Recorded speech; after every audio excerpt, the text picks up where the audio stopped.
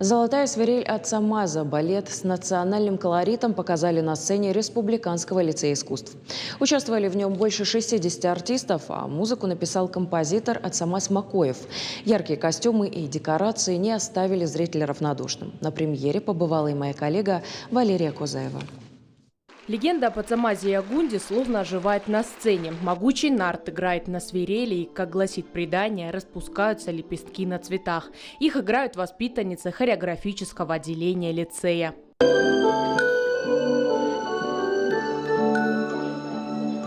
«Золотая свирель Ацамаза» – первый осетинский детский балет. На обновленной сцене больше 60 артистов.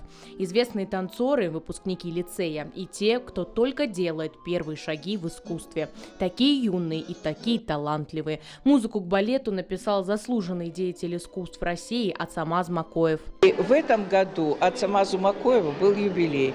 Мы очень хотели его поздравить. Балет мы сделали очень быстро.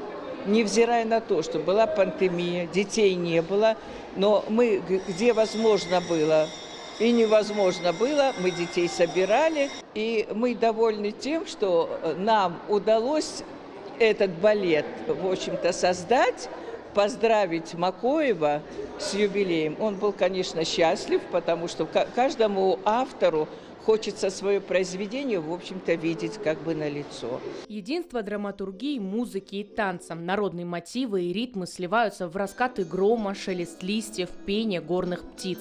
Балет поднимает вечные темы – силу любви, человеческой воли и благородства.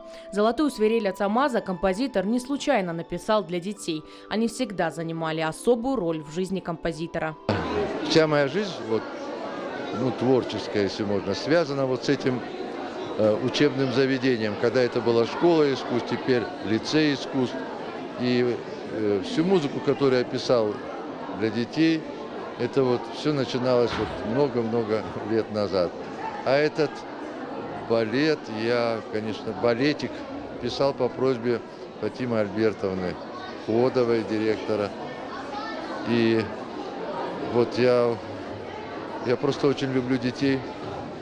Я хотел, чтобы им это нравилось и было приятно. Что дети потрясающие.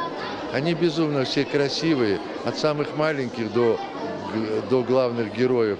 Сказочные костюмы и яркие декорации буквально переносят зрителя в мир нартов. Так организаторы творческого проекта развивают в молодом поколении любовь к искусству и национальным традициям.